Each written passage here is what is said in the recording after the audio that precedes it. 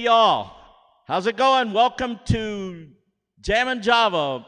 It's time for baseball session here. It's going to be so much fun tonight, and we have a crazy, wild show for you tonight. As a matter of fact, this show is huge. It's mammoth. It's so big. It's so big that we're going to have to cut it into two parts. As I was putting this together earlier this week, I realized unless you want to sit there for 4 to 5, 6 hours, then we're going to have to cut this into two parts. So we're going to do part of the show tonight, and then next Monday we'll do the rest of the story and the rest of the show. So we're going to have 2 weeks of baseball. I hope you're ready. As we always do, we're going to start with a word of prayer. And even though our resident pastor, our resident chaplain, Pastor Chuck Pearson, even though he is a Colorado Rockies fan, we're going to let him do the opening prayer. So take it away, Pastor Chuck. Hey, everybody. You ready for Jammin' Java at the ballpark tonight? Robbie's got some stuff. We're going to talk about baseball and music in baseball, which reminded me of a story about Beethoven and baseball. You're going to say, no, that doesn't work, but it does. There was a symphony orchestra that was on tour, and one of the pieces they were playing was Beethoven's Ninth Symphony. And they were in rehearsal one day, and the conductor was not happy with the way the performance had gone the night before. And so as they were rehearsing, they did the first parts of the symphony, and they came up to the last portion of it, the last movement. And he gave them a break. He wanted to make sure everything was okay. And so he gave everybody a break. And as everybody walked off the stage, he was looking at his manuscript, his score, and some of the pages fell out. Well, he didn't know what to do because he didn't have any Scotch tape to put them back into the score. But he did have, because he was on tour, he had his traveling sewing kit with him. So he started stitching the pages back into the score. Meanwhile, the bass section had decided they wanted to go get a drink because they'd seen a bar across the street from the rehearsal hall. So they were over there while they had a break. So when rehearsal started up again, this was the situation. The score was tied. It was the bottom of the ninth, and the bases were loaded. Boom. Okay. I'm sorry. I just couldn't resist. I probably should have. You know, we think about a lot of things today as being real crazy. It's good for us to laugh and to have a sense of humor and to find things, even in our current situations, which we can laugh about and which we can find something crazy about to either make fun of or to rejoice over or laugh over. St. Paul tells us when he writes in Ephesians 4, rejoice in the Lord always. And again, I say rejoice. And that's something we really need to think about. It's always seemed a little strange to me that we would rejoice when we're in difficulty. And maybe it's just a sign of my advancing age or something like that. But it seems to me that when I am in trouble, I can look and I can find so many things that God has done for me. So many ways in which He's blessed me. And if you think about it, there are so many ways in which He has blessed each one of us, even during this pandemic, even during some of the shortages, even some of the difficulties, during some of the difficulties that we're having. So a night like tonight, when we can think about baseball and things and tell jokes and all of that stuff, is good for us. We can rejoice because these are gifts from God, gifts that God has given us. And we know that as His children, He loves us, we are in His favor, and we know that He will never abandon us. We can rejoice because God is in control. And we know how everything's going to work out. In the end, we're going to win. Let's pray. Father in heaven, thank you for your grace and mercy. Thank you for the opportunity to celebrate all the gifts you give us, and help us to celebrate tonight as we share and we rejoice in all your goodness, even in baseball, Father, and sports and all kinds of recreation. We love you. Thank you for the blessings you give us. In Jesus' name, amen. All right, Robbie, take us to the ballpark. All right, we're in Robbie's studio, but we're going to make it the ballpark tonight, Pastor Chuck. We're going to start the show off with something I wasn't going to do. I was going to close this show with a song by John Fogerty that I had a chance to collaborate with the super amazing, talented Cubs fan, Sarah Nimitz, on. And so we did that song, and I'm sure most of you have heard it. It's called Center Field by John Fogerty. And it's the perfect way to kick off the night. It was so good I couldn't wait till the end to play it. So you're going to have to enjoy it. If you like it, we'll play it at the end one more time. So here we go. Sarah Nimitz, Center Field. Take.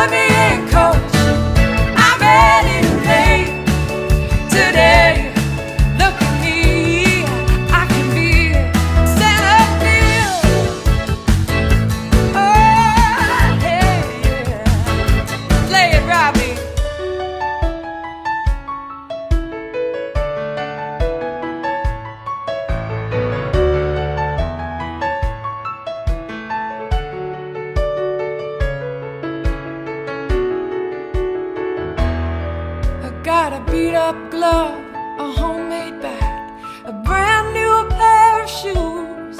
You know, I think it's time to give this game a ride. Just to hit the ball and touch them all, a moment in the sun. It's gone and you can tell that one goodbye.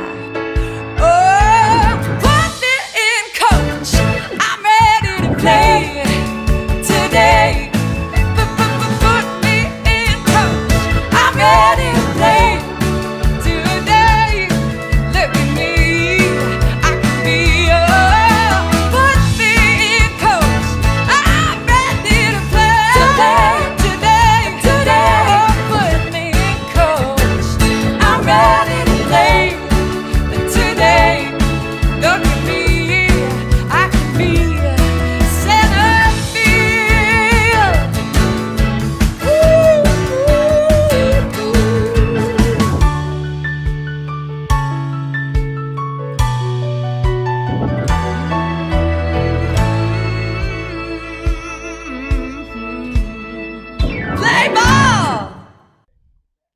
play ball. That's right.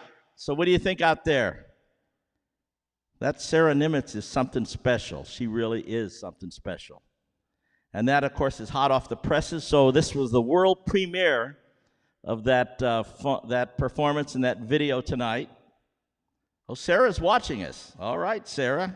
Bravo. You still got it, kid. Sheila Reed Cooper. Used to be Sheila Lane Reed, right, Sheila? She's watching. Mart Avant. He is the head of the Tuscaloosa Horns, and we worked together many, many times on the road. He has a great, great horn section. Mike Reneker, the worship leader, musician over at Sherman Oaks Lutheran. Bravo. And hey, and my brother is even watching. Scott. Well, we've got a bunch of people watching here. Well, you know what? You may have noticed in that video, Sarah is a Cubs fan. Now, and I don't know if you know me, you know who I love. And we're going to talk about them tonight, my beloved Los Angeles Dodgers. And this jersey that I'm wearing, it was actually it was a jersey of one of my superheroes in life, Maury Wills. Now, those of you old enough to remember Maury Wills, he changed the game of baseball. 1962, this was before Sarah was born, I hate to say. But in 1962, Maury Wills turned baseball upside down by stealing 104 bases. When he would come to Dodger Stadium, he would get on first base, and the whole crowd, 56,000 people, would chant, "Go, go, go," because they never knew when he was going to steal. Well, they always knew he was going to try to steal. But so this is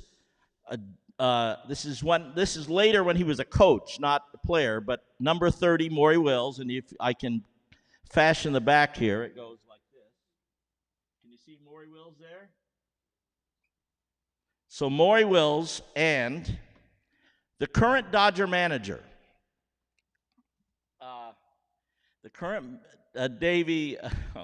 Dave Roberts, the current Dodger manager, Dave Roberts. Maury Wills was his hero, as he is one of my heroes, and so Dave Roberts wears number 30 in honor of Maury Wills. So, and you saw that Sarah was wearing her Cubs uniform.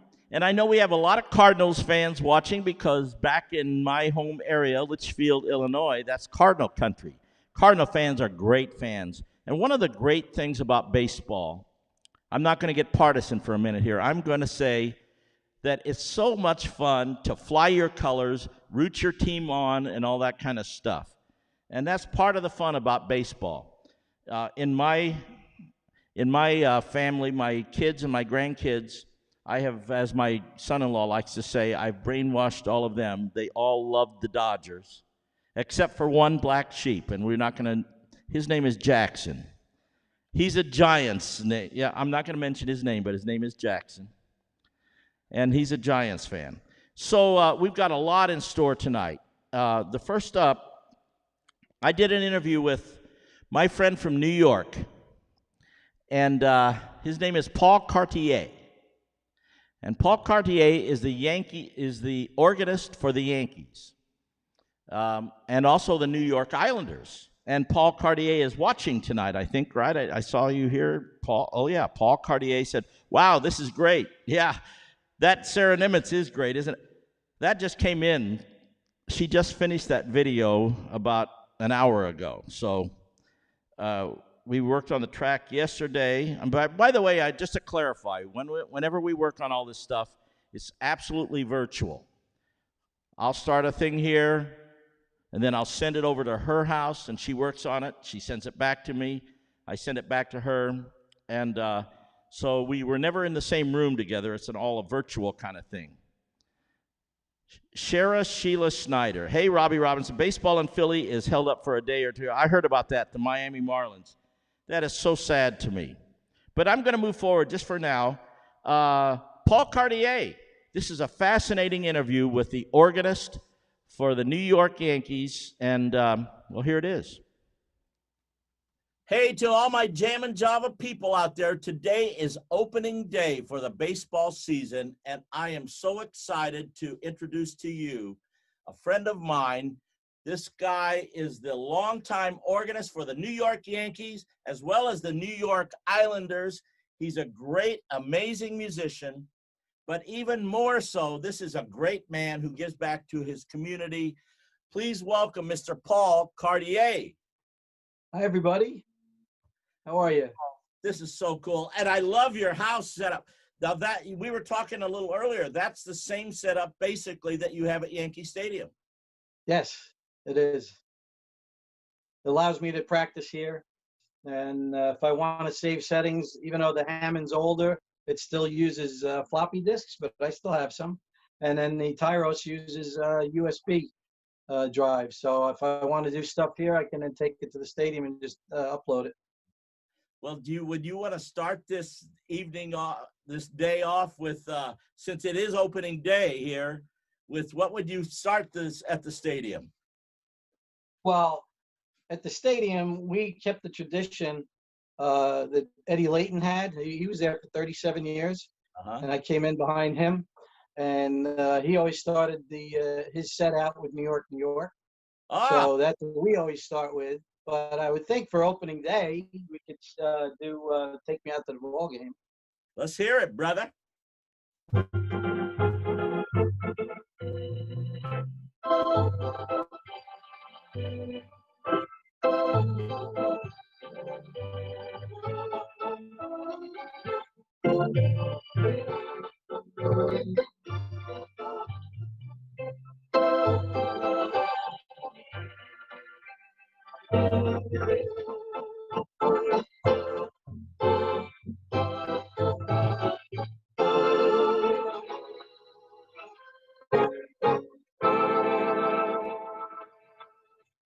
Play ball. I love it, man. That's so great. That's awesome. You must have played that a few times in your life, huh? A few times. I never kept track of how many games I've done, but yeah, a few times. Well, how long have you been at Yankee Stadium? Last year completed my 17th season. Wow. I guess you can't count this year. I don't know what we're going to be doing yet. Yeah, I know. We talked about that, and it's really crazy to me that today you're not going to be at Yankee Stadium tonight or today, I guess. No, well, yeah, we're not there tonight, but yeah, during the season they've made the decision to just go with the recorded, I guess, with the DJ. Although the other day they've done 2 preseason games there, and so for the God Bless America, they did use my recorded version. Oh. And then TV cuts out, so I don't know if they're doing to Take Me Out to the Ball Game with people there or not. But still, I was able to be heard that way. There's a couple of teams. There's like 4 teams that are using their live organist. 4 of them are, huh? Yeah, I think I got Boston. Boston's doing it. The Dodgers are doing it. Atlanta and Chicago Cubs. Gary Pressey retired after 30-plus years, and they have a new person there, and so his first game is going to be without a crowd. How crazy. This is a bizarro world, isn't it? And we're just halfway through this year. There's been just so much weird stuff, you know. And hopefully we'll be talking at the end of the season and talking about the Dodgers and Yankees World Series.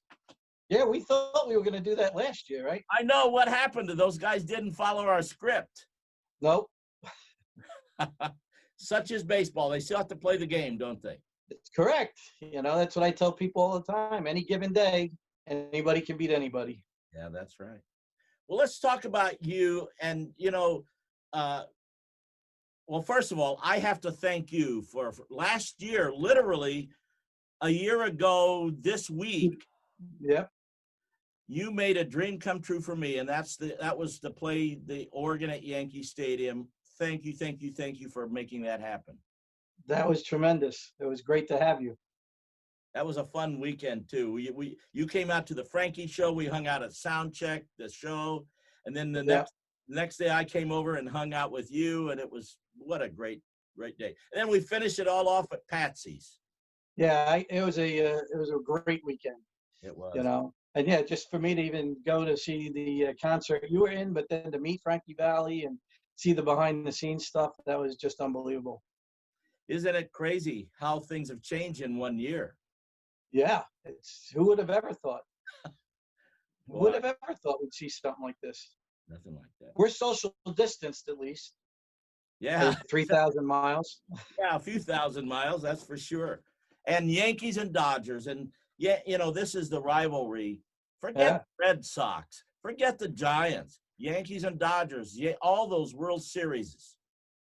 Yeah, and in fact, this year they are both, the top picks to win. So That's right. there's your rivalry right there too. And that would be a great thing for MLB in a sense to have For sure. those two teams, and Yeah. So you say 17 years. You followed the legendary Eddie Layton. So tell us about Eddie Layton. I know that he picked you as well. Yeah. Well, I had gotten, and I probably knew Eddie about 20 years because he also worked. He was doing Islanders too. So I was filling in. I was backing up when he was playing there. I was his backup there.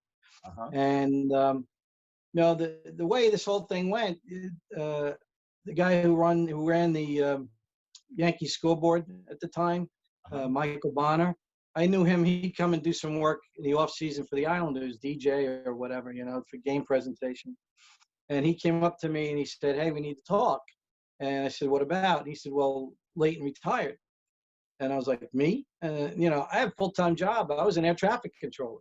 Wow. So, he was a little disappointed with that. But I couldn't give up that job. And the problem there is at weekends, I work shifts.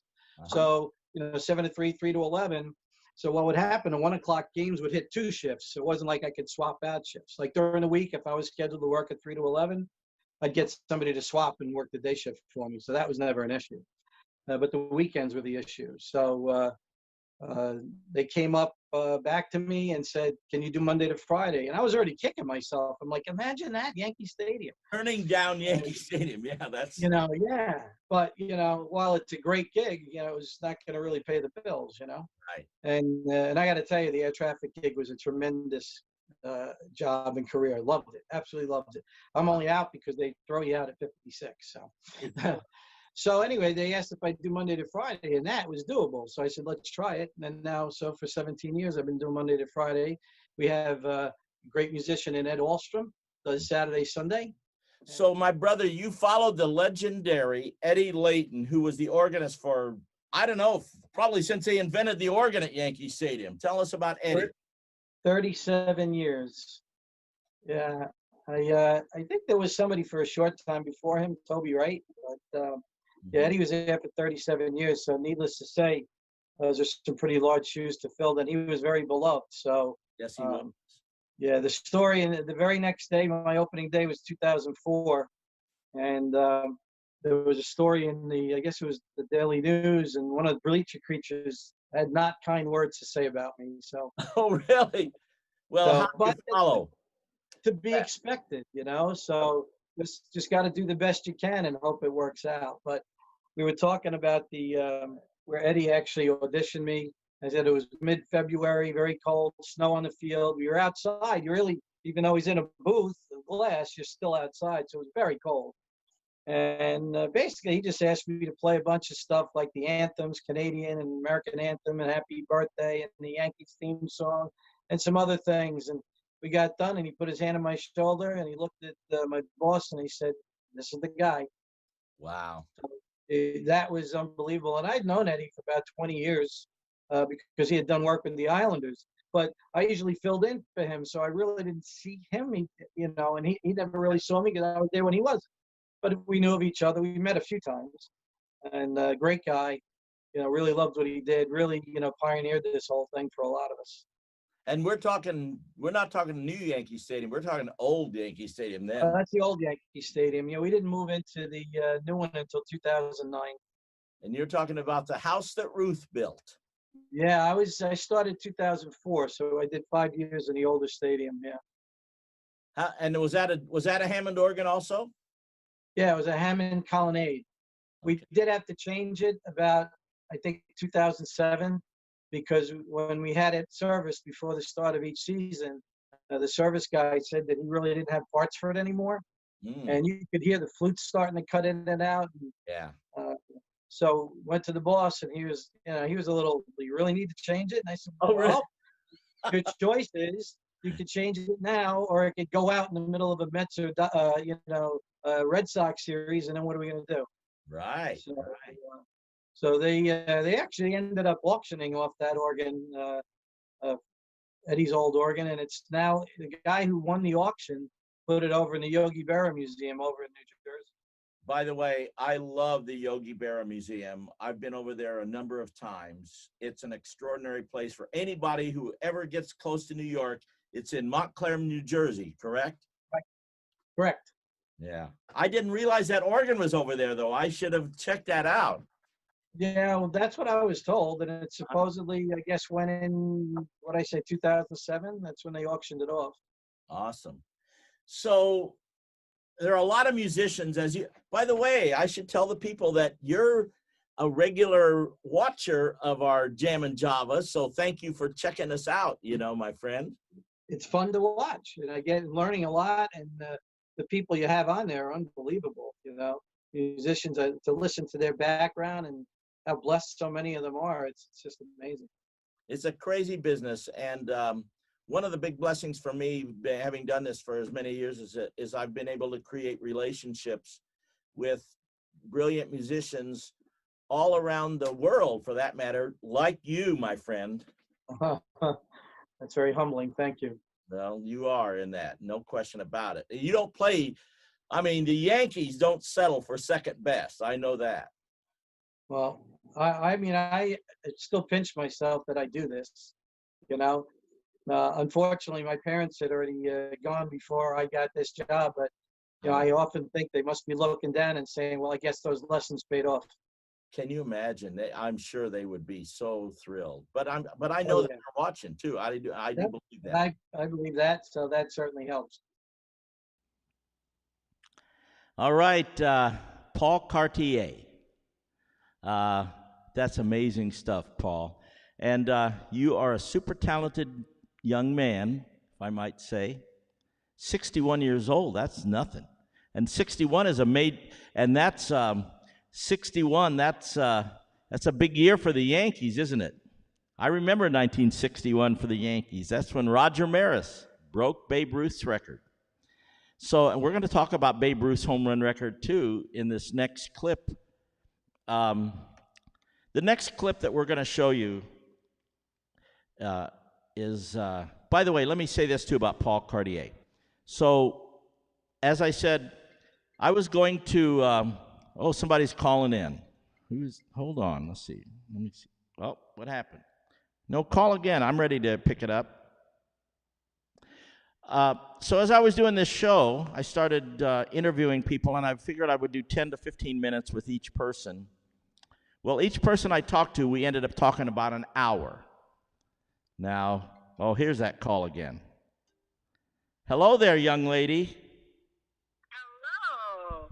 You know what? I have on the phone here the super talented, the incredibly, this girl, she just blows my mind. Every time I turn around, her brilliance just flashes even brighter all the time. Miss Sarah Nimitz. Hey, Sarah. Hey, Robbie. You are too amazing to put together these shows every week. You're such a blessing to all of us. Well, it's not hard. All I have to do is call my super talented friends like you. I think you're a bit too humble, but it's nice to be one of your friends. Well, you are a good friend and a super creative talent. And even though you're a Cubs fan, we're going to let that go, though. Yeah, we'll overlook it just since it's friends, That video was extraordinary. I knew it was going to be good, but I didn't see it until about a half an hour ago. And you just continue to blow our minds with your talent. Well, thank you. I think my favorite part of that video has to be when you're rounding third and heading for home.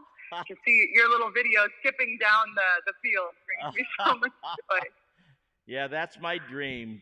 Put me in coach. I tell you what, that's what I wanted to do since I was 8 years old. I started piano lessons when I was 7. When I was 8, I got the baseball bug, and you're going to hear more about that later.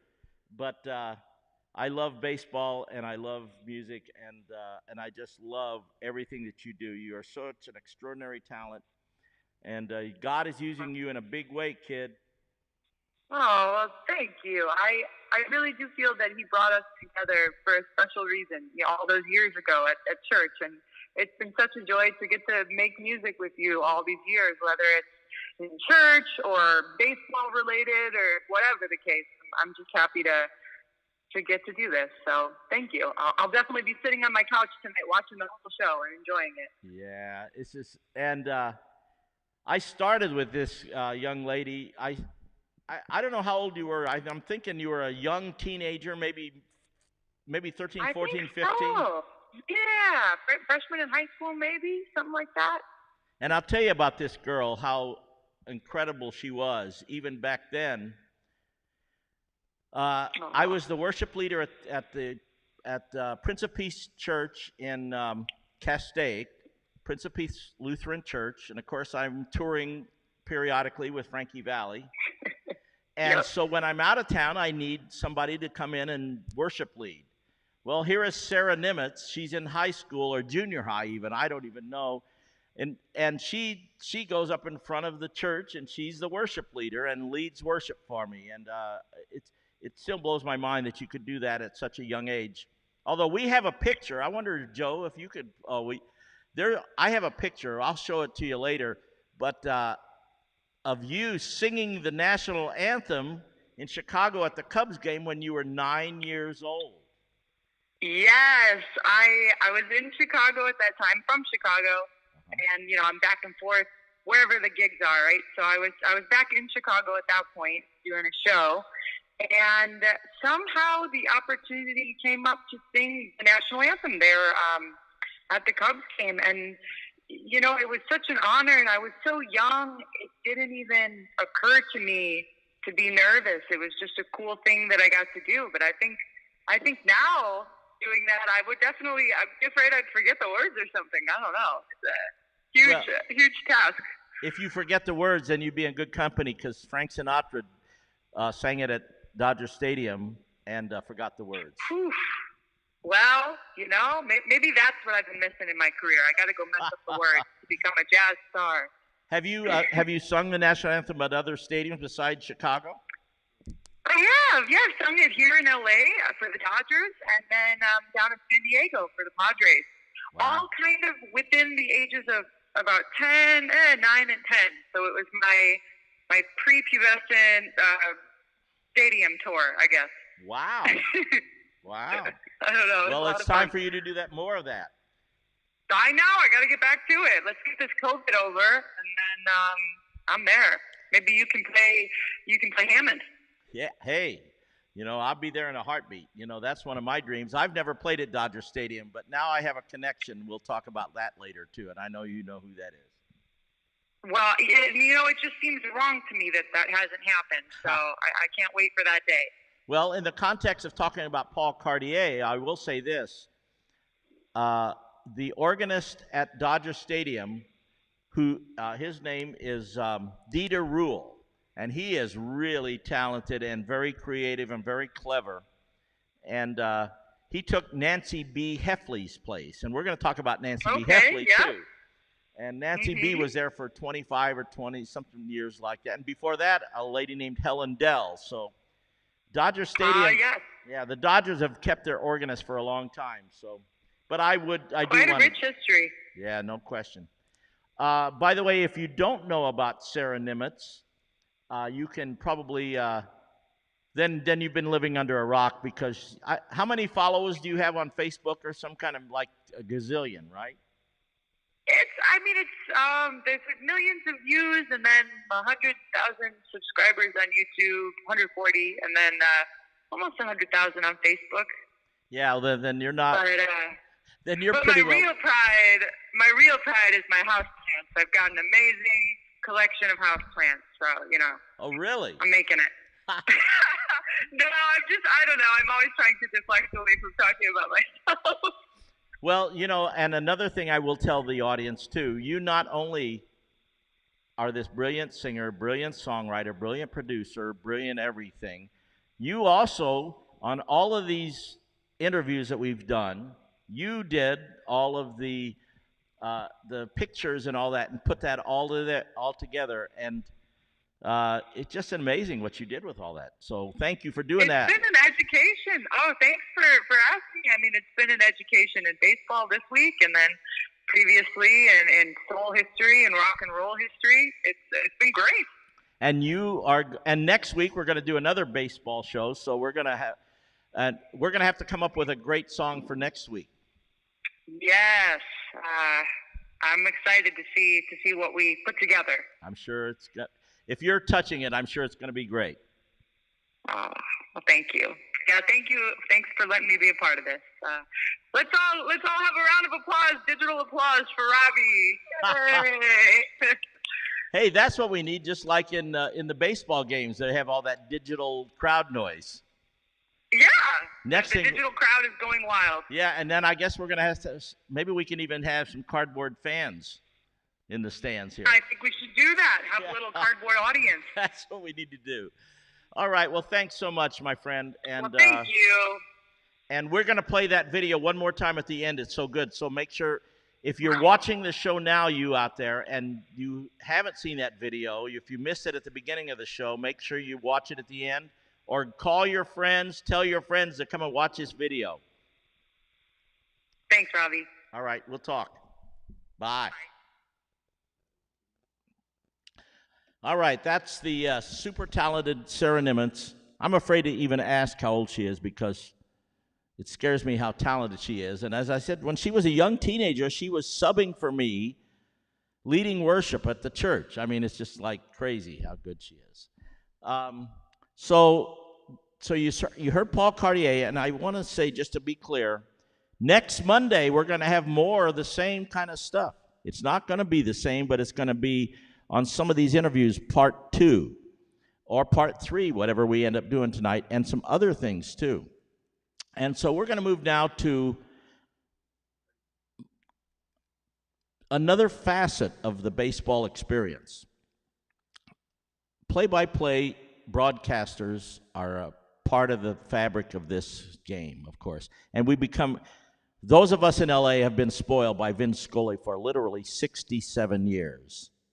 And I've become friends with the Cincinnati Reds baseball announcer. He's in the Hall of Fame, and his name is Mr. Marty Brennaman.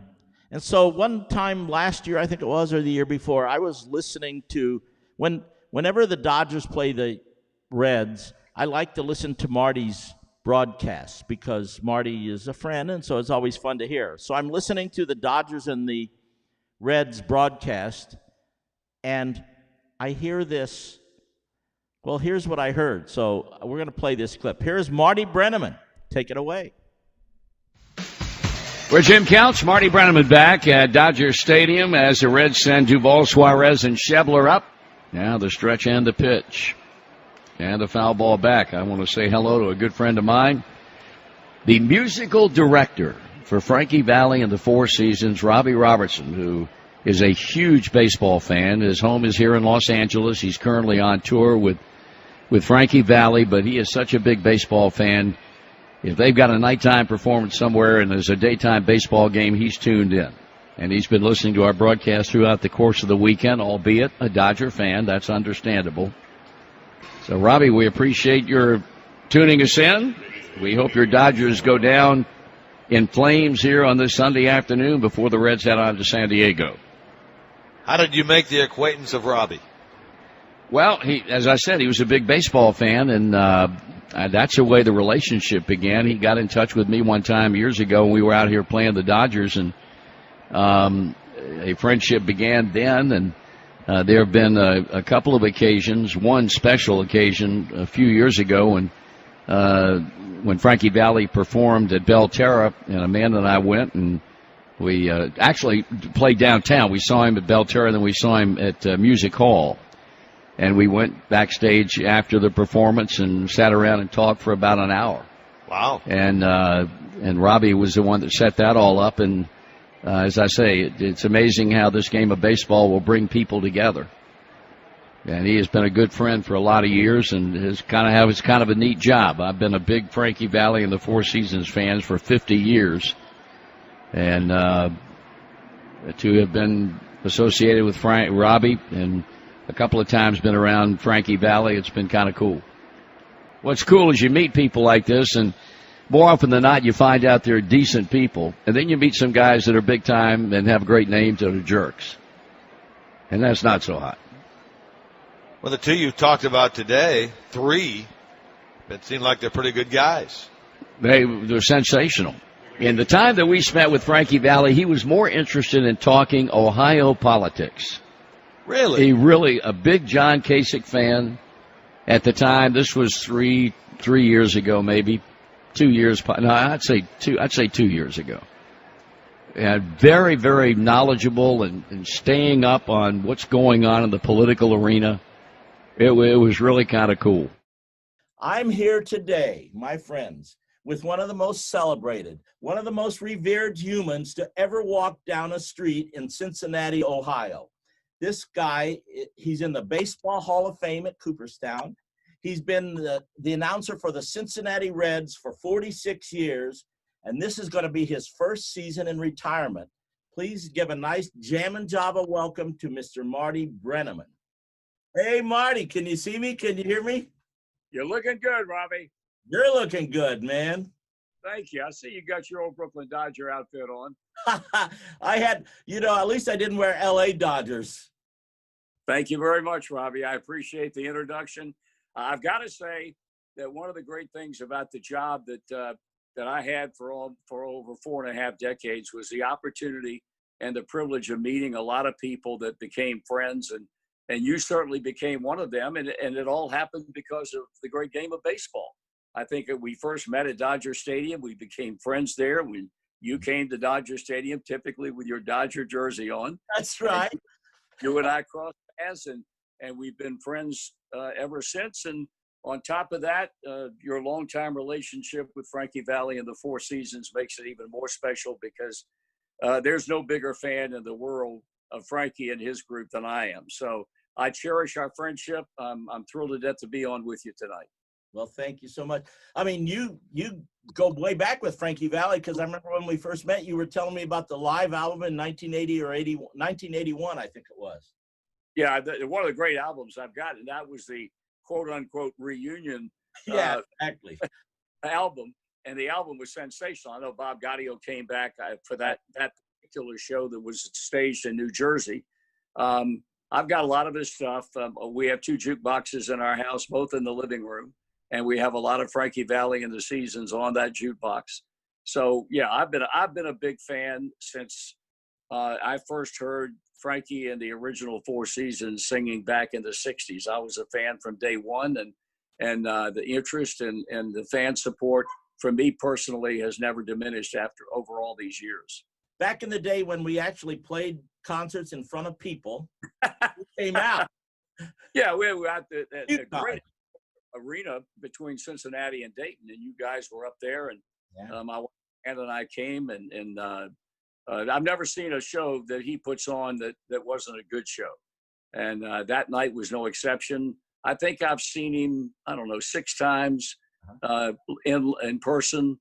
I've seen him down at Belterra, which is a casino down in Indiana. I saw him down there, and I've seen him in Cincinnati a number of times. So anytime that he's performing, if the day ever comes, I pray to God it does, that you guys can perform in front of live audiences again, and you're anywhere close to here, I'll be there.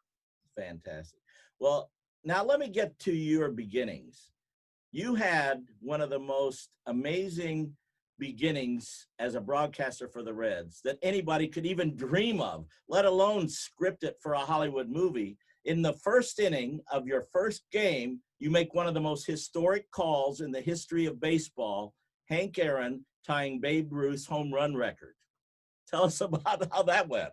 Well, it was amazing. I came on the job on February 1st, 1974, replacing Al Michaels, who has been a dear friend of mine over all these years, an LA guy for many years right now. And Al left to go to the San Francisco Giants, and I got the job. And I looked at the schedule when I got to Cincinnati and realized they were going to open against the Atlanta Braves at Old Riverfront Stadium. And I certainly was aware of the fact that Henry was sitting on 713 home runs. And so the game came, and there was great controversy as to whether or not the Braves were going to play Aaron, because they played 3 games at our place, and then they would right to Fulton County Stadium in Atlanta. And naturally, the ball club and the fans wanted to see Aaron set the record in Atlanta. Sure. And so they had every intention in the world of not playing him. And the commissioner, Bowie Kuhn, stepped in and said, no, you got to play him 2 games. He said, you got to play him 2 of the 3 games. And so that was it. So he was in the lineup on opening day. We have, just like Dodger Stadium, when they opened, we have 55,000 in our place back in the day of the old ballpark. Crosley Field or what? What stadium was that? Riverfront. Riverfront. Oh, yeah, okay. Uh-huh. And so he is the 4th batter up in the inning. He's hitting cleanup. Uh-huh. And Jack Billingham was the starter for the Reds, and he first 2 batters reached. And then Jack got Darrell Evans, their third baseman, to pop out to third base. And then Aaron steps in, and Billingham fell behind in the count, 3 balls and 1 strike. He tried to throw a fastball by him, and Aaron lined a home run over the left field wall. That tied Babe Ruth's record at 714. And my partner, that was day 1 of a 31-year-old love affair between myself and Joe Nuxall, who was my broadcast partner. And inning finally ends, and we go to a commercial break, and he turns to me and says, what the hell do you do for an encore? And I said, I have no idea. I don't know. I was just blessed. I was truly blessed. And the best part of it all for me personally, because I was awed by everything that day. I was awed by the crowd. I can imagine that I'm in the big leagues broadcasting Major League Baseball, was that I didn't screw the call up. And I think all of us as play-by-play guys, when the moment of truth comes and you've got a big event to call, a big personal achievement or a team achievement, the one thing that you have nightmares about is screwing it up. And I felt like it came out very well, and I was thrilled to death about that. It came out amazing. I can't imagine my first time on a big stage, the first few minutes, and playing something that is so historic. I mean, it's just like, it's crazy that you did an amazing job. And here it is. Outfield shaded around toward left for Aaron. Billingham with a pause. The 3-1 pitch. Swung on. Long shot into deep left field. Rose is back, and that ball is gone. A home run. Henry Aaron has just tied Babe Ruth's home run record of 714 with a clout over the 375 marker in left field. The Braves are piling out of the dugout. The crowd is on its feet in mass here at Riverfront Stadium as Hank Aaron has just hammered a 3-1 pitch from Jack Billingham over the left field wall, and the Braves are out front 3-0. You did a great job with that. Thank you. Thank you. Wow. Now think about that. I mean, that still blows my mind that in the very first game that he ever broadcast for the Reds, it's actually the very first Major League Baseball game he ever broadcast. In the first inning of the first game, he broadcast one of the most historic records that was ever broken, and that's, they said that nobody would ever break Babe Ruth's record. Well, Hank Aaron did that. Well, on that game, he actually tied it. And then later, when they went to Atlanta, they were playing the Dodgers. And Hank Aaron broke the record, and Vin Scully made that call, interestingly enough. So I'm going to play a song that I think, well, you should all know this.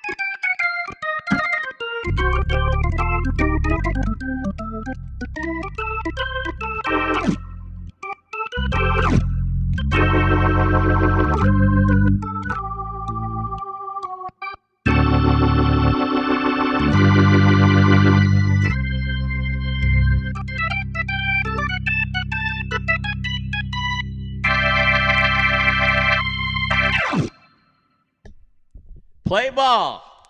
All right. That's one of the great songs, of course. There's so many cool songs that are associated with baseball. Let's see how our Facebook audience is faring out there. My son Todd is watching. Hey, Todd, from Nashville. And of course, Todd is I raised him right. He's a good Dodger fan. One of the great things about the game of baseball, fathers and sons, parents and children, the whole idea of the relationship that you can have, that you can share with your kids and your grandkids, because I did the same thing with my kids and then the same thing with my grandkids, and we've just had such a great time sharing baseball memories, baseball experiences. Let's see who else is here. Let's see here. Hammer and Hank Aaron, you're right, Sharon. That's right. Scott, amazing moment. Yep. A legendary, no question about it. Not sure when we'll see Frankie and Robbie and the amazing. One of these days we're going to have some more concerts. Let's all pray, keep praying and let's all keep being diligent about wearing our masks. My sister Sherry sent me the best mask the other day. I don't know if I have it around. Maybe I can try to find it before the show's over. Of course, it's a Dodger mask. Same with Carol Curto Litchfield. Hey, Litchfield. What are we doing next? Oh, we're going to talk about my Litchfield buddy. And let's see here. Yep. Scott, yeah, we had dinner with Marty Brenneman that night, I remember. That was fun. So, do you have that clip of my mask there? Yeah, I miss watching baseball with my dad. That's part of the beauty of the game of baseball. I've had so much fun watching baseball get rocking and rolling again. Oh, Carla, my wife says, play it again, Sam. My name's not Sam, come on. That's, one of your favorite songs was Take Me Out to the Ball Game. Yeah, and Carla's a good Dodger fan, too. As a matter of fact, we've got some nice paraphernalia around here. I have so much baseball stuff. Maybe next week I'll show you a bunch of the stuff. This was a Dodger bat. Let's see. This was Jeff Hamilton, but he was in the Dodgers. I don't know. You think I could still play? Hey, we had a wiffle ball game a couple weeks ago in Nashville, and I was playing, and I could still hit, baby, still run. So let's go back to. I hope anybody out there from Litchfield watching. For those of you who don't know me, I'm from a little town in Illinois called Litchfield, Illinois. It's a town of, well, I guess anywhere between 6,000 and 7,000 people generally. It seems to be right in there. And it's near St. Louis, farm town basically. And I grew up with and the reason I'm a Dodger fan, the reason I grew up in Cardinal country. The fans around there are really smart, intelligent baseball fans, and they're great baseball fans. And the Cardinals have always had phenomenal teams. If you go back from Stan Musial, Dizzy Dean, and then Bob Gibson, and all these great players, and my dad actually was friends with some of the players, and Curt Flood used to come over our house a lot back in those days. And Curt Flood was a painter. I'm going to try to get some of those paintings, and he painted my portrait, believe it or not. And sadly, it hung over the piano in our home for years when I was still a kid, and well, I was a high school, I guess, and it got burned up in a fire, sad to say. But we still have a picture that Curt Flood painted of Jesus, which is really extraordinary, big portrait. But I digress. We're gonna go to, let's see, what was I talking about? Oh, Litchfield. I played on the Little League Dodgers, and that's when I fell in love with the Dodgers. And I fell in love with Sandy Koufax, right here, this guy, the greatest left-hander that ever lived, in my humble opinion. And there was another gentleman on that same Little League Dodger team, and he became a big Dodger fan as well. His dad was the manager. His name is Bob Plummer, Robert Plummer. And his dad was a manager, and my dad was kind of the assistant manager. There was two teams. There was the A team and the B team, because when you're in that context, we were from 8 years old to 12 years old. So you had the older kids on the A team, the younger kids on the B team. My dad was the manager of the B team. His dad was manager of the A team. And we both became Dodger fans, and we both remained lifelong Dodger fans. But the big difference between him and I, he grew up and became one of the owners of the Los Angeles Dodgers. Now, think about this. This kid I grew up with playing in Litchfield, Illinois, playing on the Little League Dodgers together. We both become Dodger fans. And as of last year, he is now one of the owners of the Los Angeles Dodgers, one of the 7 owners, I believe there are. And I'm thankful, by the way, the Dodgers are not playing tonight. And I don't know if that's Bob that did that, but thank you for having the Dodgers not play tonight so we could do Jam and Java, and I didn't have to watch, because I always watch the Dodgers. Or maybe it was MLB that did that, just to have them not play on the Jam and Java night. But I digress. So I had a chance to talk Saturday. Bob and I did a little Zoom interview. So enjoy this little story of my friend Robert Bob Plummer. Let's hear it. Ladies and gentlemen, this is going to be a very special interview for me, a very special chat with an old friend. My guest today, for our special on baseball, my guest today was a teammate of mine on the Little League Dodgers in Litchfield, Illinois. Now, he and I have remained rabid Dodger fans since those days long ago, but my friend has taken it many, many steps further. He is now one of the proud owners of the Los Angeles Dodgers. Please welcome Robert Bob Plummer. Welcome, Bob. Well, thank you very much, Robbie. Good to see you. Good to see you. So you're out there in Edwardsville, Illinois. I'm out here in Simi Valley, California. Hope you're staying safe, buddy. That I am, and yes, we're in Edwardsville, beautiful area here, about 30 miles from you and I, where we both grew up together. Well, listen, old friend, let's go back to the late 50s, when you and I were both on the Little League Dodgers in Litchfield, Illinois. Your dad, John, was the manager, and here we are all these years later. Can you just tell our audience about the team that we had back in those days, a Rugrat team that we had, and growing up in our beloved Litchfield, Illinois? Well, Litchfield, like a lot of communities, was a great small town to grow up in. And of course, as a lot of people would know, it's hard fast on what used to be called Route 66, and all the memorabilia that comes with that. But yes, my father was manager of the Little League Dodgers, but your father was also a manager on the Little League Dodgers. My dad was on A team and your dad was B, and we came up through the system together, and we played Little League ball there on the Dodgers for 4 or 5 years. I can remember a lot about it. We always had a lot of fun. We always had good teams, but our practices were, you remember small things, but our practices were always at J.D. Coates School every Tuesday and Thursday evening. I don't mean it wrong. J.D. Coates was a great, great school in Illinois, in Litchfield, Illinois, but the field was maybe a step above a cow pasture. It's nothing like a lot of people are used to today, some of the kids. So it was great being on the Dodgers, and we always had a good time and played a lot of ball. You know, back in the day before maybe we all had air conditioning and other things to entertain us. We didn't have the video games, we didn't have computers, and so you just played a lot of ball. I can still remember in my mind's eye holding a brand new baseball in my hand. Do you remember that?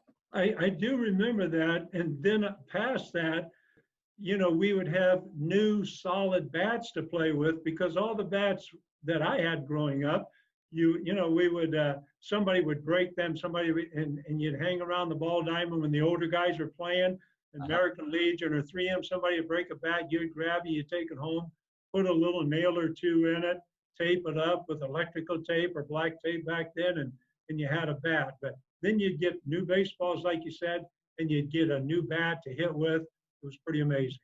So brand new and all that. But if you look back, if we really look back at it, compared to now, it was nothing.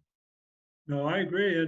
And to be honest with you, you know, you grew up pretty humbly. I grew up very humble, and I never ever had a new baseball glove ever until I was probably 19 or 20 and bought my own. But as a kid, it was always, you got a baseball glove somewhere, but never had a new one.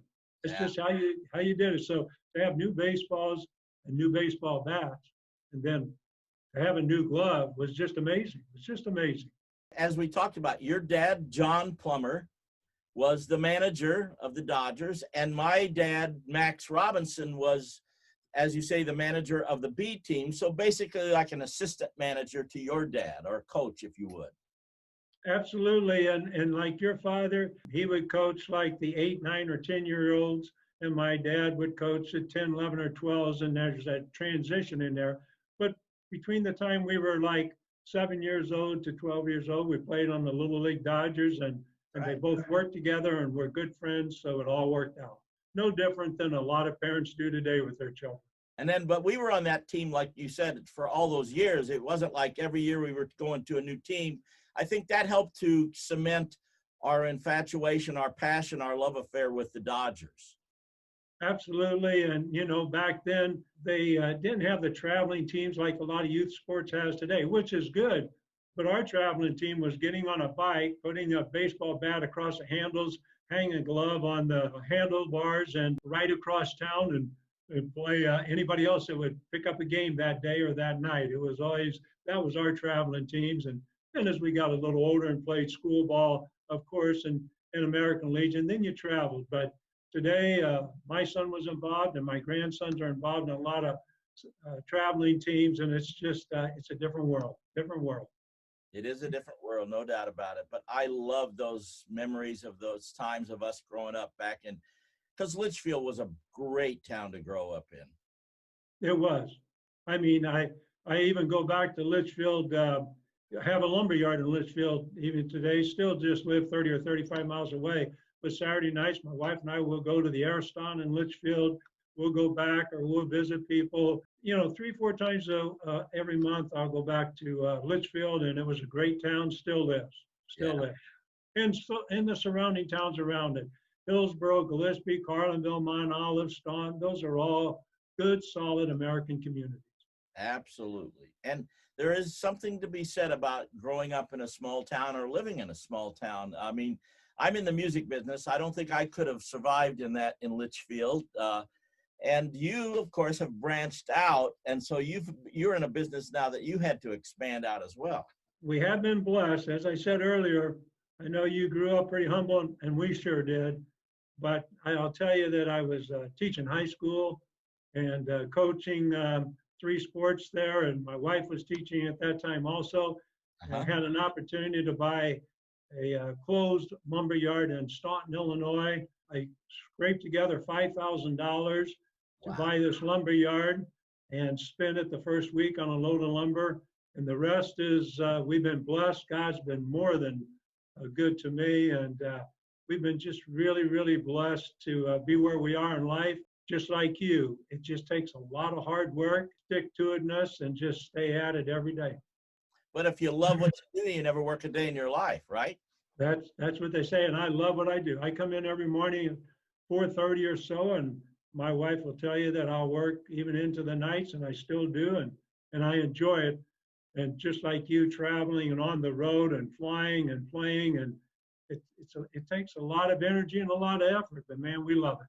Well, let's talk about your path from a humble beginning. And your dad had a lumber business, and you worked for your dad, you and your brothers.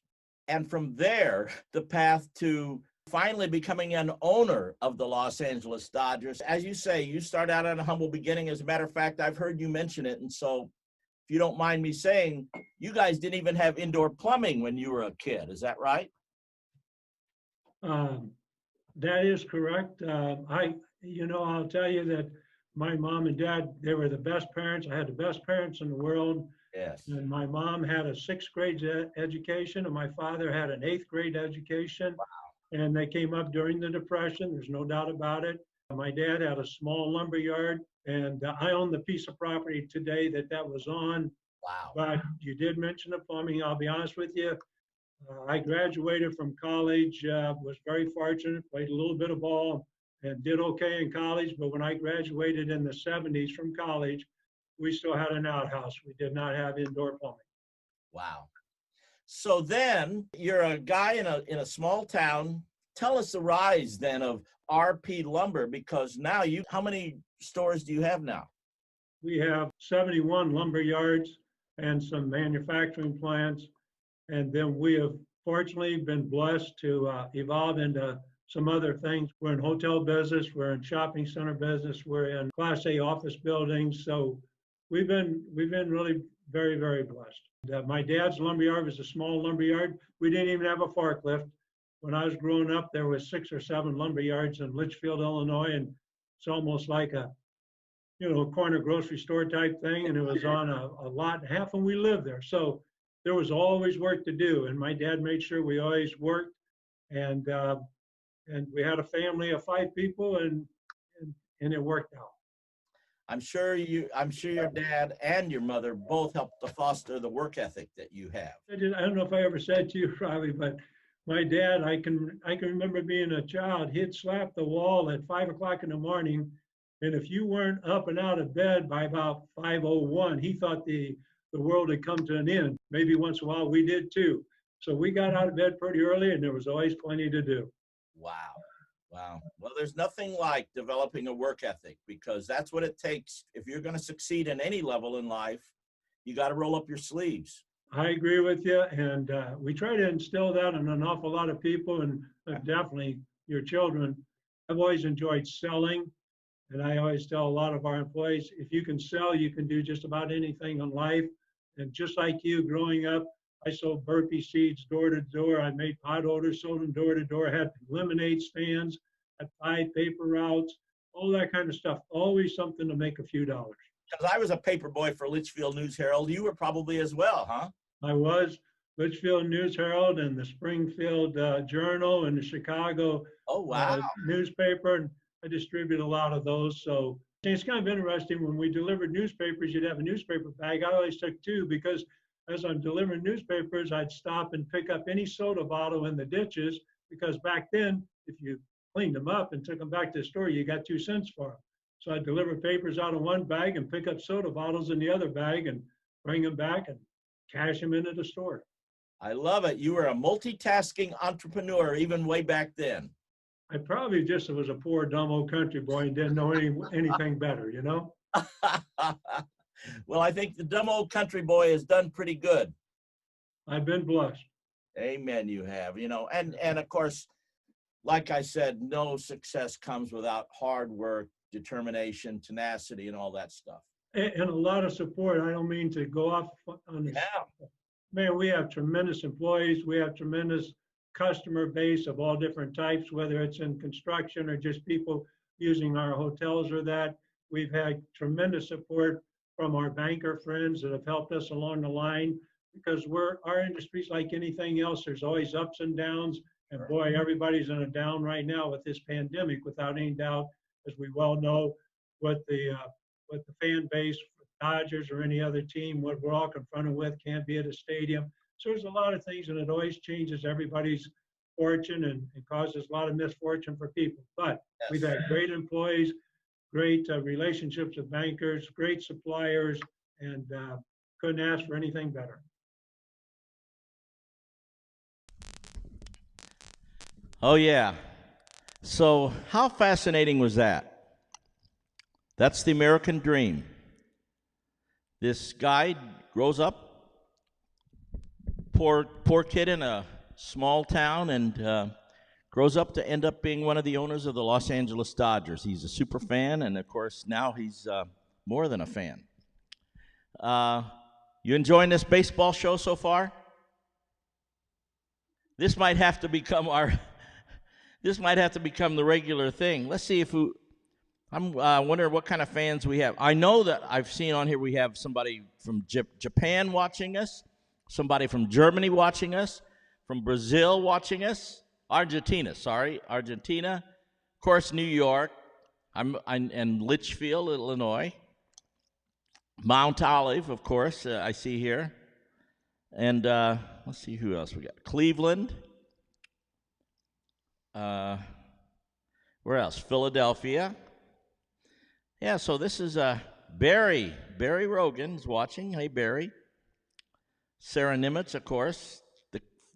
She lives out here now, but she, of course, grew up in Chicago, and she's a Cubs fan. Let's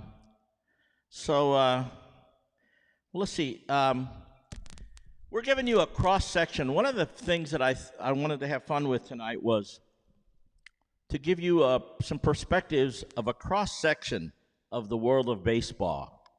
So we gave you an organist perspective. We gave you an announcer's perspective.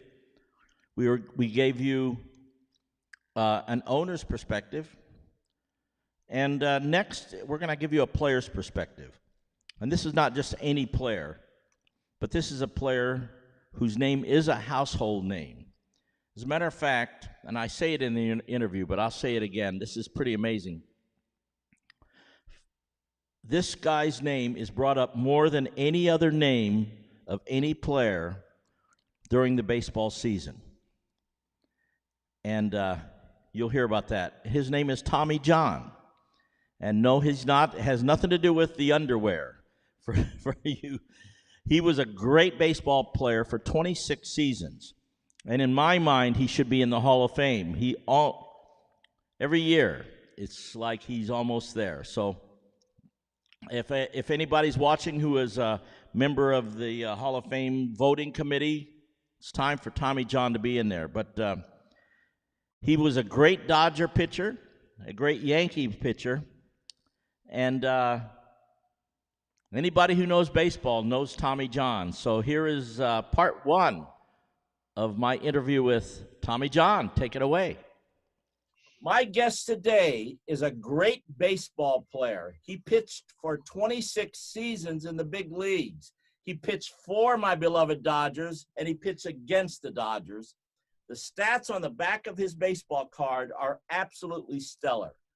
288 wins, 3.34 lifetime ERA, 46 shutouts, 3 times 20-game winning seasons, all-star games. If you know baseball, you know his name. Please welcome to Jammin' Java, Mr. Tommy John.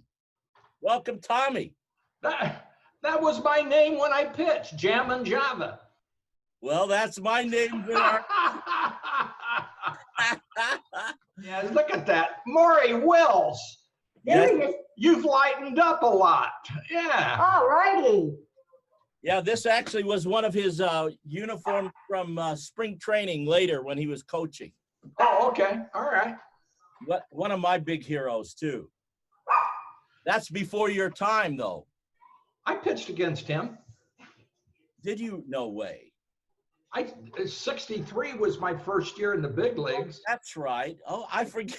I forget you pitched for 100 years. That's amazing. I'm kind of like Frankie Valli. I'm like Neil Diamond. That's all right. those guys that are 85 still singing. It is. I mean, you could probably still pitch. No, I can't. I can't even play golf. Really? Yeah. Well, I can, but not like I used to. I'm very super honored that you would do this with me. Oh, my God. We're friends. Oh, man. Hey, let me throw you a couple questions here. Sure. First thing is, during the baseball season, your name, Tommy John, is brought up more than Babe Ruth, Ty Cobb, Hank Aaron, Jackie Robinson, any other baseball player ever. What are your thoughts when you hear that? Well, you know, I'm honored, but it's sad that it's got to be connected to a surgery. Mm-hmm. But I'm so honored that Dr. Job did it to me, experimental surgery on me, and I came out better than ever, you know, and I'm honored. I read this. You tell me if it's true. The odds were 100. Dr. Job said it was 101 against you. Against me coming back, yeah. Well, that's what I wanted to know. That's the way I pitched. You know, what do you think I've got against this team? You know, 30%, 60%, whatever, if you pitch your best.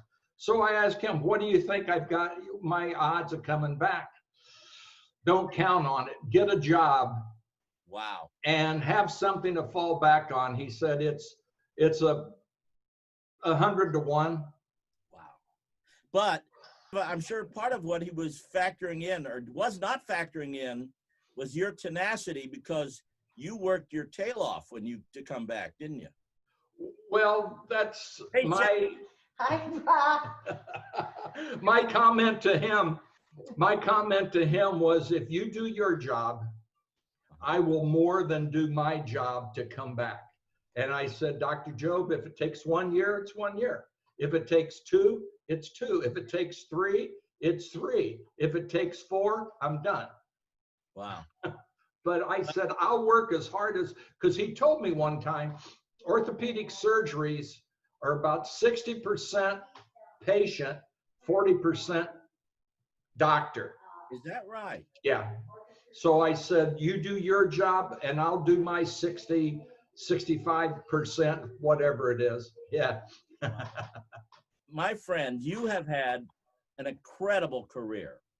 26 years in the bigs, as I said, 288 wins, 3 times 20-game winners, 3.34 lifetime ERA in 26 seasons. That's stellar. 46 shutouts, all-star games. You, Tommy John, should be in the Hall of Fame. How does, I know, I don't want to raise any. No, you don't. You know, this is what I've told people, and I think it's one of the reasons I'm not in the Hall of Fame. I said, I don't get upset over things I don't have control of. I have no control of it, so why should I get upset? That's a great response. We'll have to have you, if I get it, we'll have you come in and play for us. I'm there in a heartbeat. You and Nancy Heffley. Yeah, that's right. Definitely. You know where I first met her? Where's that? In our church in Yorba Linda, California. She was the organist at our church. She was organist at your church before she was at Dodger Stadium? She was playing at the church, and then she would go and play at Dodger Stadium. No, I think she was at Angel Stadium, and then she moved to Dodger Stadium, I think. Oh, gosh. Helen Dell, too, before her. She was there when I was first with the Dodgers, and I was a player rep. And I went to Peter O'Malley, and he said, what do you want? What do the players have? They want you to get rid of Helen Dell. They hate her music. And he said, are you kidding me? No, and about a year later, she retired, and they brought Nancy in, and they said, TJ, did you have anything to do with this? I said, well, you guys wanted Ellen out. I did what I had to do. I work for you guys. I should be a politician. You know, back in 1977, 78, I rooted for you big time, as you can see. You know, I love the Dodgers. Yeah. And 1981, I rooted against you, big time. I know you did, because I was with the Yankees then. That's for sure. And well, how was that transition for you to move from the the Dodgers to the Yankees? It was like moving from the Bellagio to the whatever hotel. It's you work, you're doing what you get paid for, and you go to the next place. I love the Dodgers because I love Lasorda and I love the O'Malleys. I came down, my contract was up. I wanted a 3-year contract. Right. Al Campanis, God rest his soul, he said, can't give you one. Why? Because Tommy, I went to NYU. I was a PE major, and I took all the classes that Dr. Job took. I know that you're not going to last into your 3rd year. So we had this meeting with Peter O'Malley, and I said, Peter, my wife went to Indiana State about 50 years after you were at NYU. She was a PE major. She had those same classes, and she said, I'm going to go on and pitch for another 15 years. And my agent cracked up. He started laughing, and Peter said, let's caucus. But that was Al Campanis. So I said, all I want is a 3-year contract. I think I pitched well enough to deserve a 3-year contract.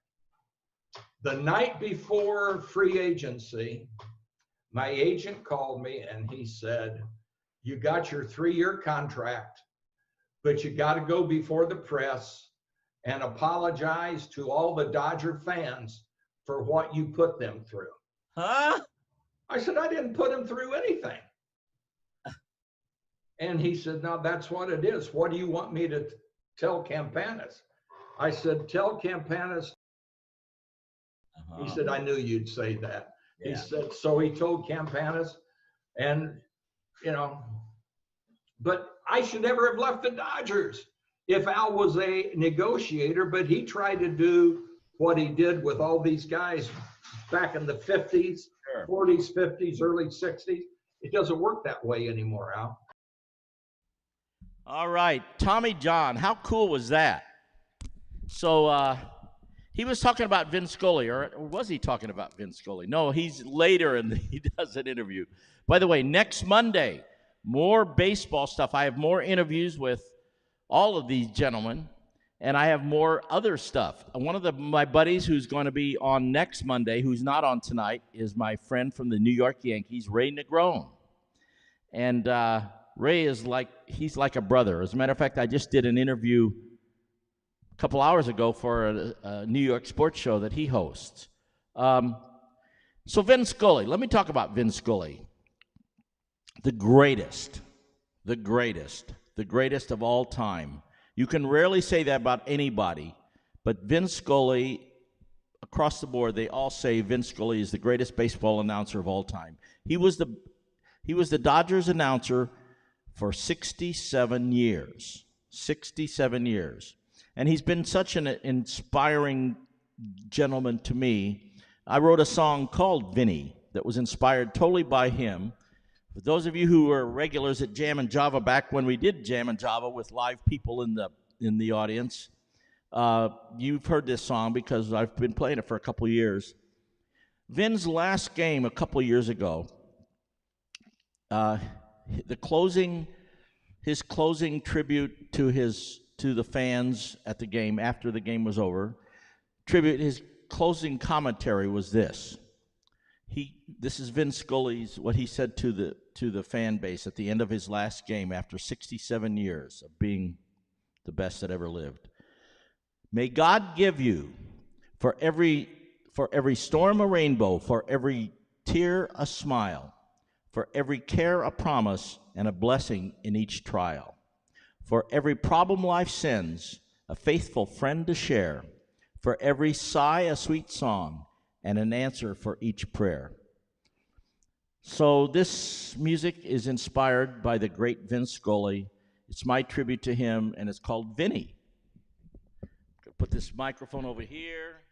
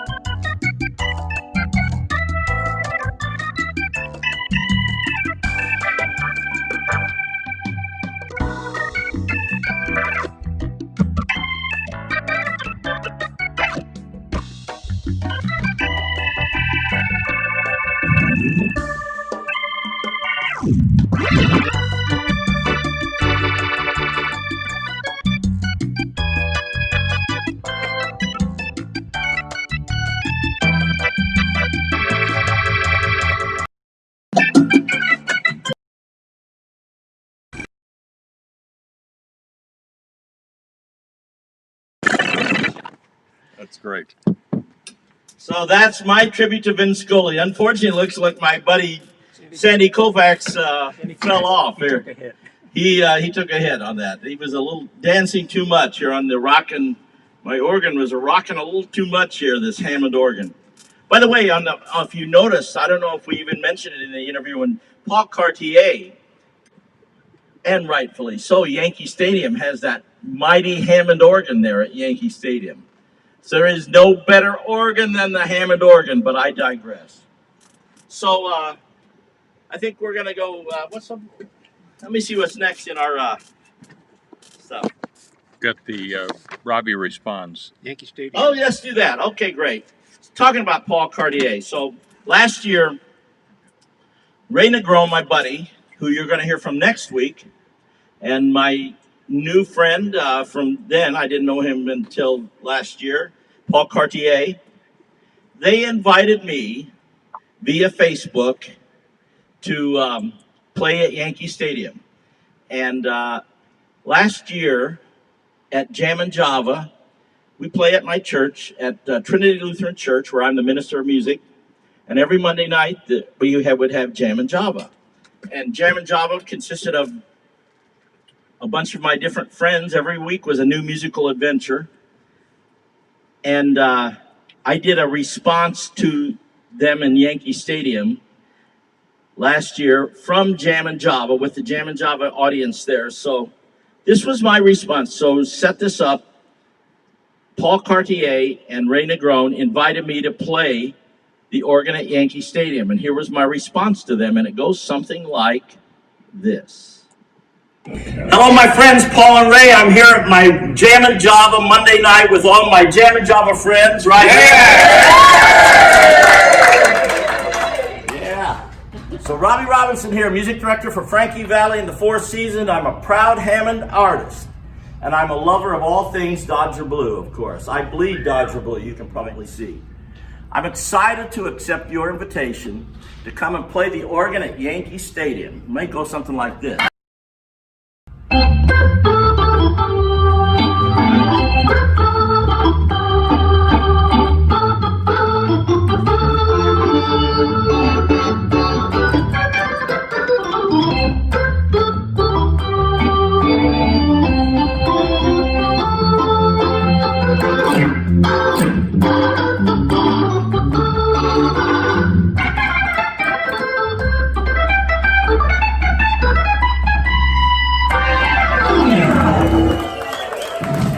As you guys know, the Dodgers and the Yankees have played in more World Series than anybody, ever. That's the gold standard. This is just the year for the Dodgers and the Yankees to get back up again in the World Series 2019. I want Cody Bellinger to pay back those Yankees and Reggie Jackson for those 3 home runs in 1977. Ray, you know what I mean. You were there that day in the dugout. See you guys soon, Yankees and Dodgers. Oh, yeah.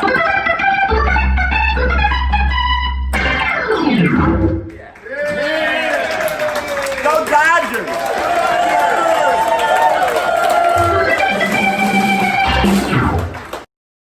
Okay, so that was my reply to their invitation to come to Yankee Stadium, and it was great. And it was so great to see all the people there at Jam and Java again. I hope and pray that it won't be sooner than later that we can get back to playing in front of people again like that. So, and you know what? It was about a year ago. It was, I think, July 20th, 21st, right in there. We went back with Frankie. We were playing, first night we played in Coney Island in Brooklyn. And then the next night we played up in Long Island. And I went to Yankee Stadium with my buddy Ray Negron first in the afternoon. Then we went out to the concert. Then the next day came back and played there. Paul let me play there. So it was a nice weekend in New York. And I have a cool little video that shows that weekend in New York, that memorable weekend for me. So let's just play that clip of the weekend in New York. 1, 2, 3.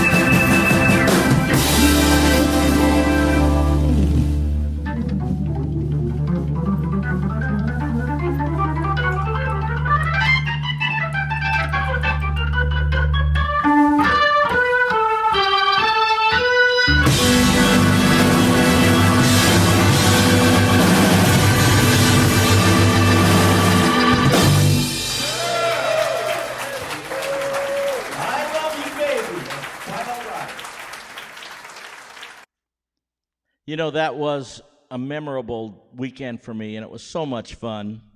It was a whirlwind, though. If you noticed in the video, then we flew back on a Sunday night, and then, of course, went right to Jammin' Java. And we had our buddy Chris Montez that night. By the way, the music that was accompanying that video was it was actually that Monday night live from Jammin' Java, and that was Craig Pilo playing the drums, my brother Rex Robinson playing bass, the amazing Fino Roverato on guitar, and I was playing my trusty Hammond organ, of course. And that was an arrangement of I Love You Baby, Can't Take My Eyes Off You, the Frankie Valli song, of course.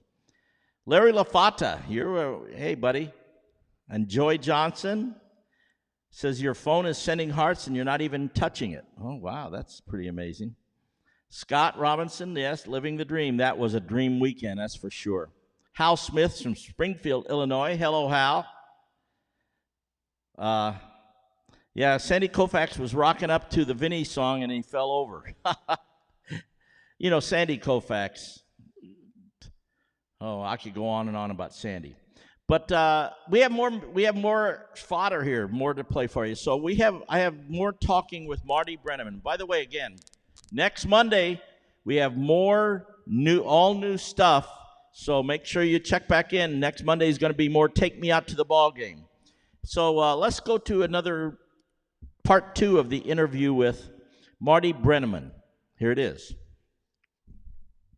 Then you mentioned Joe Nuxhall. Right. It's another legend in Cincinnati. I think his statue's out front, isn't it? Yep. Him along with Ted Kluszewski and Johnny Bench and Pete Rose and Joe Morgan, Ernie Lombardi, all of them great players in the history of the franchise. And Joe was the guy, he was much like Vinny in the fact that he had no ego at all. And he was truly loved in this town. He's probably the greatest sports icon in the history of Cincinnati, with all due respect to Pete Rose and to Oscar Robertson, who played basketball at the University of Cincinnati. Joe was, he was just delightful to work with, and we had a tremendous relationship. And the fact that he was born and raised here, that's the thing that even more endeared him in the eyes of the fans in Cincinnati, was the fact that he was born and raised in the Cincinnati suburb of Hamilton, Ohio, and never left here. He and his wife, they had 2 boys, and they were here their entire lives. And so Joe was probably a cut above every sports figure that has ever come through this town, however long they might have been here. And I know, of course, he was the youngest player to ever play MLB. 15 years old. Yeah. Back then, he was still in high school. I mean, 15. Not only that, but he was a great athlete. He was a great football player, basketball, baseball. The Reds signed him. And Bill McKechnie was managing the club at the time. This is way back in the early 40s. And Joe was going to high school. And they called him one day and said, "Hey, why don't you come on down and be available in the event we needed to use you?" Back then, you could become a professional, but then you could go back to high school and pick up your amateur status. He hasn't been able to do that for a long time. Oh, yeah. But he came, and there was a series against the Cardinals, and the Reds were getting the brains beat out. It was a 9th inning, and McKechnie yelled down at the dugout, other end of the dugout, "Nuxhall, go down and get warmed up." This was in the 8th, and Joe was stunned. And so he warmed up. He went to the mound at the top of the 9th inning. I think he struck out the first batter he faced. He popped up the second hitter he faced. And at that point, he realized where he was. And he never got another out. I think he gave 7 runs in the top of the 9th with 2 out and nobody on. Stan Musial had a bases loaded triple off of him. And he was then, he went back to high school. When he finished, they then sent him out. He was sent out to the minor leagues and did not get back to the big leagues until 8 years later. Wow. 1944 was when he broke in as a 15-year-old he got back to the big leagues and pretty much back to the big leagues to stay in 1952. But Joe and Marty, you guys became icons in that town, the pair of you. Well, we were fortunate in the fact that we genuinely had great affection for each other. This is a sport unlike maybe some of the other ones, more so because of the number of games that you play. Yeah. And if you don't have the guy sitting next to you, it's like a hell on you work. And Joe and I, as the years went by, we grew to get closer and closer and closer. And I think the fact we were both left-handed had a whole lot to do with that, because left-handers are not exactly right down the middle of the road. And the popularity was so, I never realized it until we started getting mail addressed to Marty and Joe, Cincinnati, Ohio. No address, no nothing. But this is going to be an emotional week for you in many respects, I'm sure. To be honest, I don't miss it a bit. I miss it one single bit.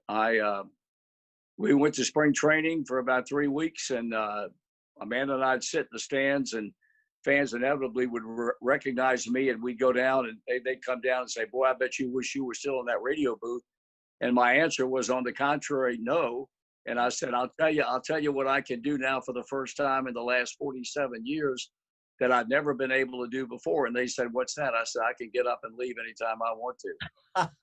And I never saw a sixth inning in spring training. We were gone after 5 innings. Oh, yeah. I haven't people. That's the biggest thing. I talked to a lot of people leading up to me retiring who had already retired from every walk of life. And I'd ask them the same question: is there anything you miss more than anything? And 97, 98% of the people would say, "I miss the people. I don't miss the job so much, but I miss the people." So I really don't miss it too much. My life is not going to revolve around baseball anymore.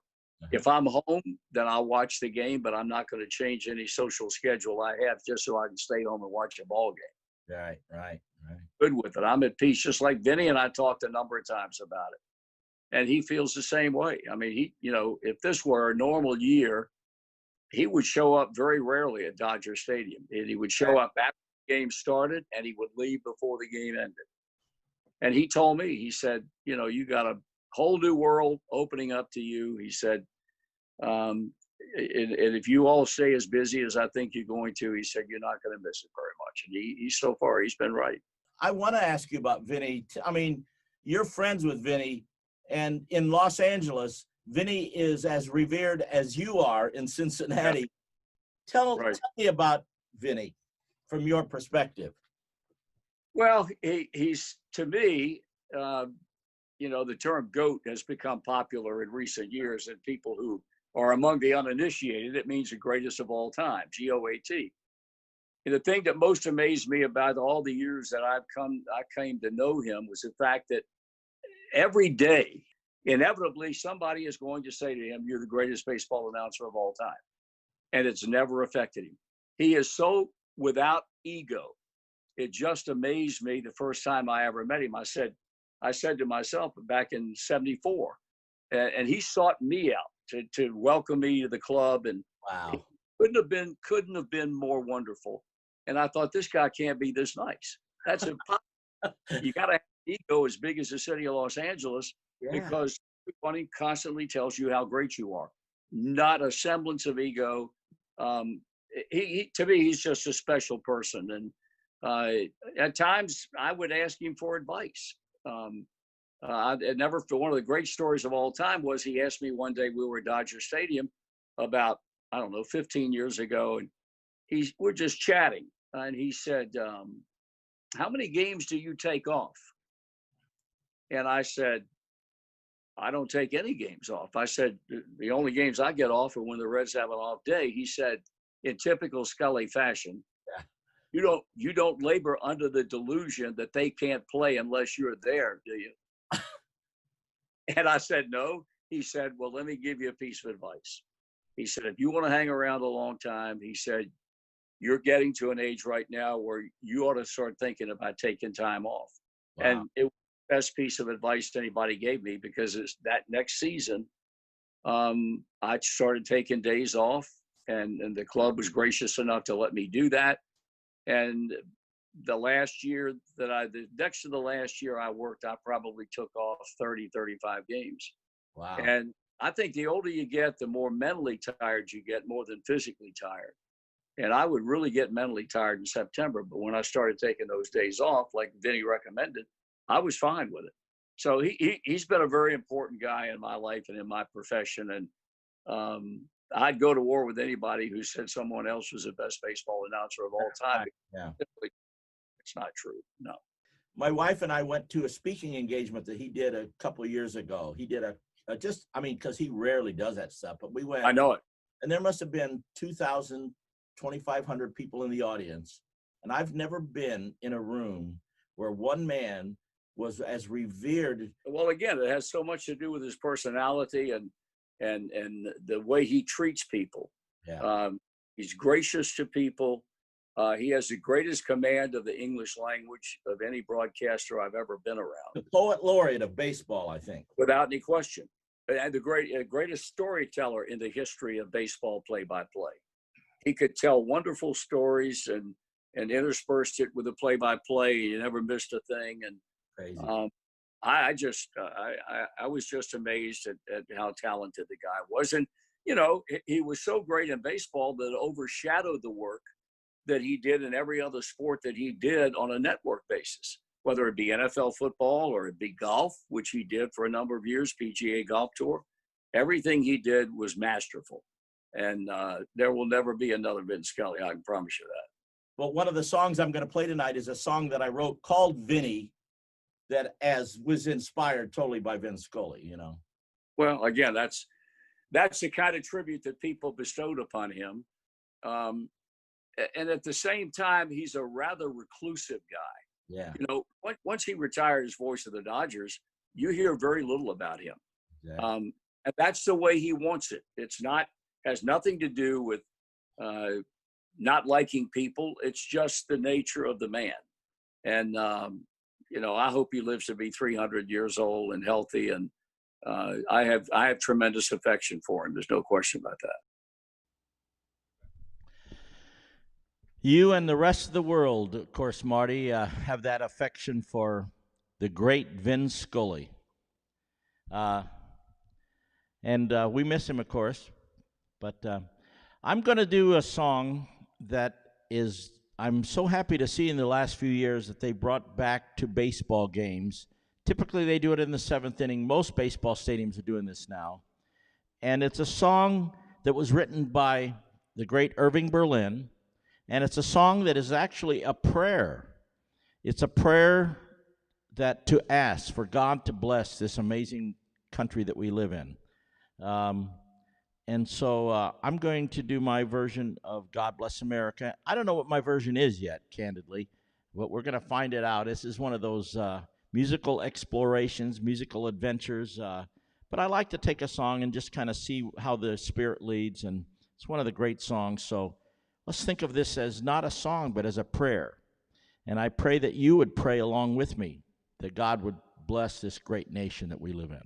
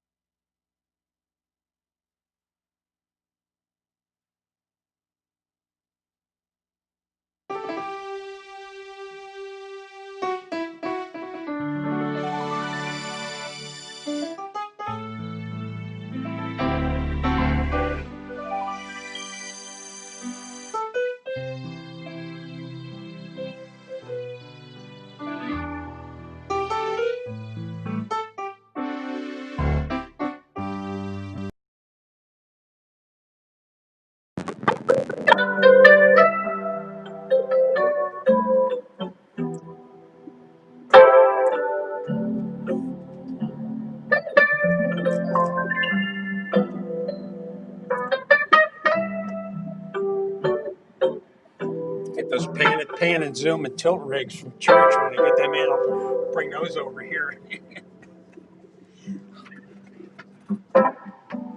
got the bid for our AV at the new building, just for the audio and the stuff. It's $130,000. I mean, that includes systems, the brakes, the monitors, the lighting.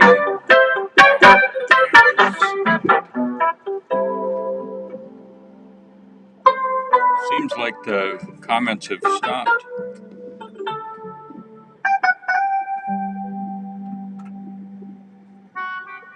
And I don't see them all. They were still.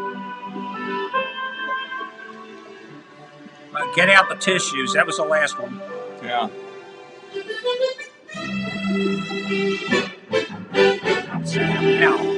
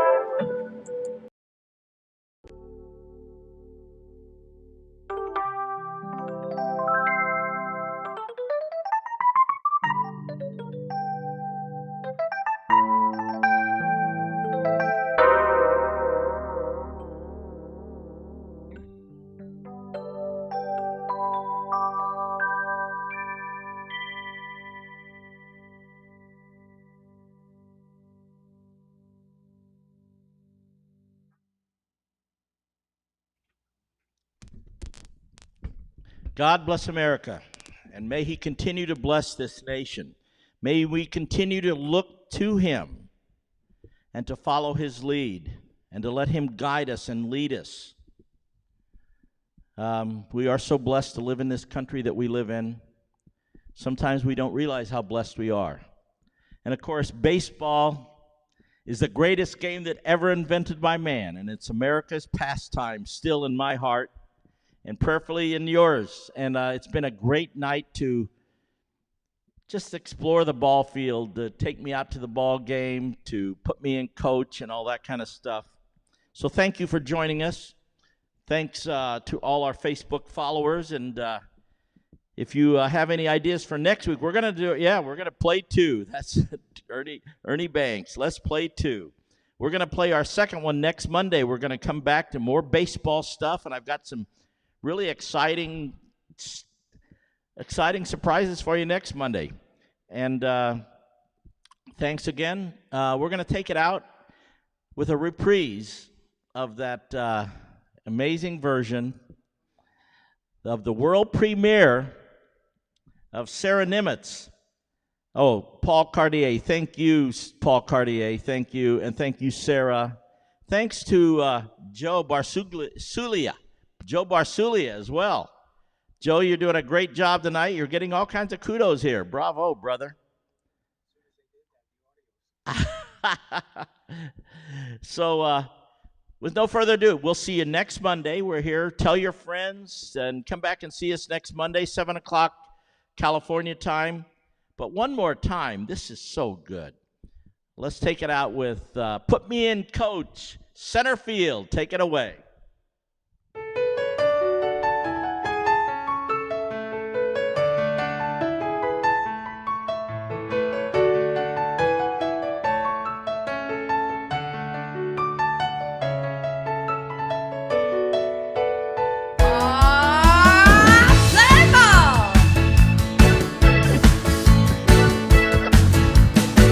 Well, beat the drum and hold the phone. The sun came out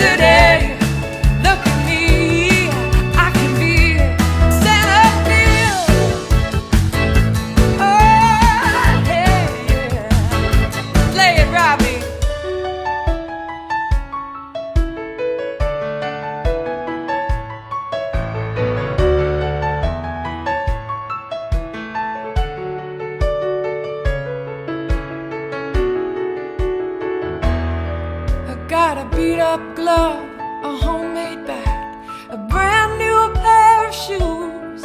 You know, I think it's time to give this game a ride. Just to hit the ball and touch them all, a moment in the sun. It's gone and you can tell that one goodbye. Oh, put me in, coach, I'm ready to play today. Put me in, coach, I'm ready to play today. Look at me, I can be yours. Put me in, coach, I'm ready to play today. Oh, put me in, coach, I'm ready to play today. Look at me, I can be center field.